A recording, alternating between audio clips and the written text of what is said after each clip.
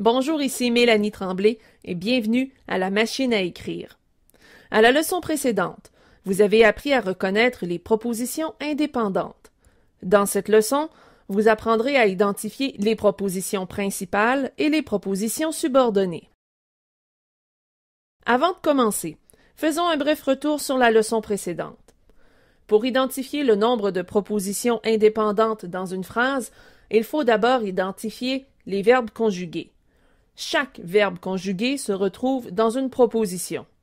Lorsqu'il y a plus d'une proposition indépendante dans une phrase, elles sont soit juxtaposées, c'est-à-dire qu'un signe de ponctuation autre que le point les sépare, ou elles sont coordonnées, c'est-à-dire qu'elles sont séparées par une conjonction de coordination. La méthode d'identification des propositions demeure la même dans les phrases où l'on retrouve une principale et une subordonnée.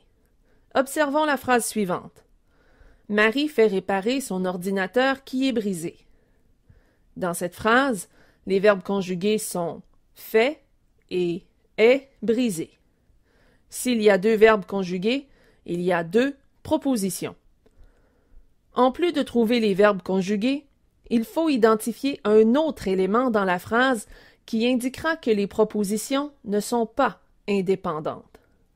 Il faut identifier un pronom relatif ou une conjonction de subordination. En d'autres termes, il faut vérifier si des mots comme qui, que, si, quoique, puisque, etc. se retrouvent dans la phrase. Leur présence indique qu'il y a une proposition principale et une proposition subordonnée. Dans cette phrase, il y a le pronom relatif qui. Encadrez-le et faites une marque juste avant pour séparer les propositions en deux. La proposition qui se trouve devant le pronom relatif qui est la proposition principale.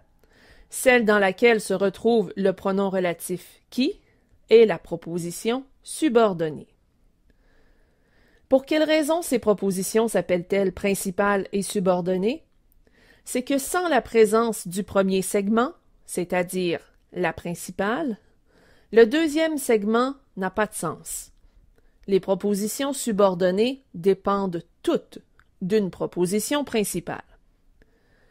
Un rédacteur qui sait identifier le nombre de propositions subordonnées dans une phrase est en mesure de déterminer si sa phrase est trop longue et si elle est facile à comprendre. Cette technique évite au rédacteur de laisser des phrases incomplètes dans un texte. Observons une autre phrase. Il n'est pas en classe parce qu'il est malade. Quels sont les verbes dans cette phrase? Les verbes sont est et est. Observez bien. Il y a une conjonction de subordination. Il s'agit de parce que.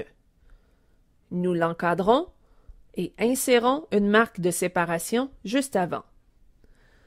Vous voyez ici, il y a deux propositions. Il n'est pas en classe est la proposition principale, parce qu'il est malade est la proposition subordonnée. Cette proposition ne pourrait pas exister sans la première partie de la phrase qui est la proposition principale. Parce qu'il est malade n'est pas une phrase en soi.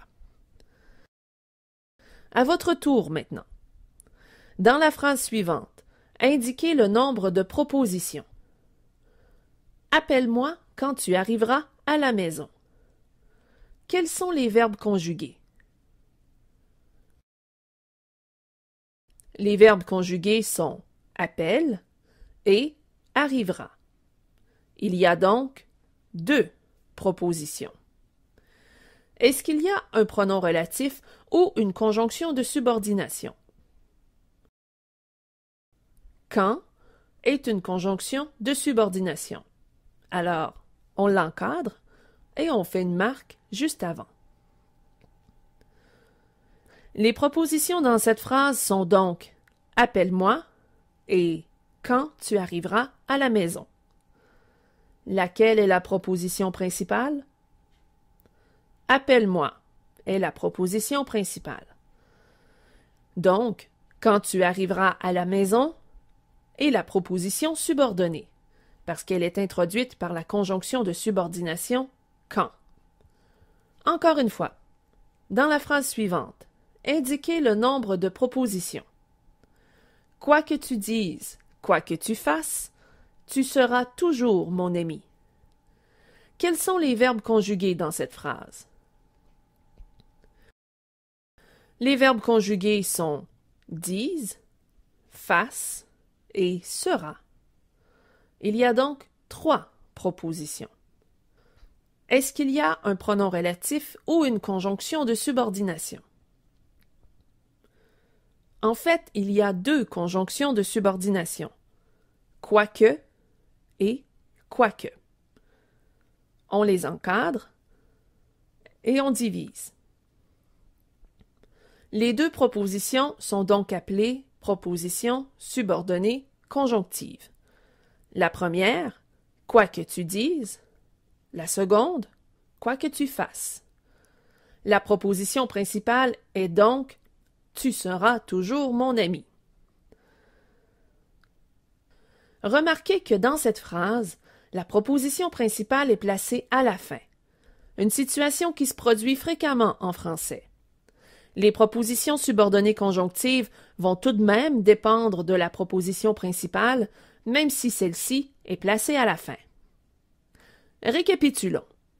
Pour identifier les propositions, il faut trouver les verbes conjugués et vérifier la présence d'un pronom relatif ou d'une conjonction de subordination, puis il faut séparer devant.